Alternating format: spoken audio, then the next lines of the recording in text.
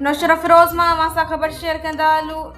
District intelligentsia public school IPS नौशर Firoz ऐं पाकिस्तान जी 79 आज़ादीअ जे ॾिहाड़े जे मौक़े ते हिकु शानदार रंगारंग ऐं हबुल वतनीअ सां भरपूर तक़रीब मुनक़िद की वई, जंहिंमें शागिर्दनि, उस्तादनि ऐं मुअज़्ज़िज़ महिमाननि वॾे जोश ऐं जज़्बे सां शिरकत कई।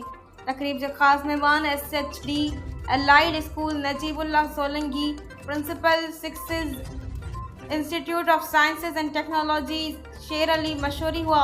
उन मौके ते एडमिनिस्ट्रेटर अफजल अली मंगी है, Najibullah Solanki, IPS principal Ali Raza Halepoto, Sher Ali Mashoori, lecturer Junaid Askar Mangi, Suhail Ahmad ऐं मीडिया मैडम शाइस्ता चयो त आज़ादी हिकु वॾी नेमत आहे, जंहिंजी क़दुरु करण सां गॾु असां सभिनी जो फ़र्ज़ु आहे त असां पाकिस्तान जी तरक़ी, ख़ुशहाली ऐं तालीम जे वाधारे लाइ पंहिंजो किरदारु अदा करियूं। हुननि चयो त नौजवान नस्ल ई मुल्क जो रोशन मुस्तक़बिल आहे।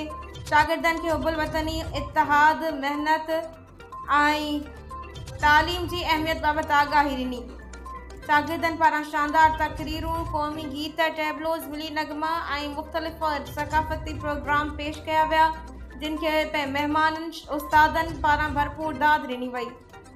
नंढड़नि शागिर्दनि जी ख़ूबसूरत परफॉर्मेंस ख़ासि तौर ते तक़रीब जी रौनक वधाए छॾी।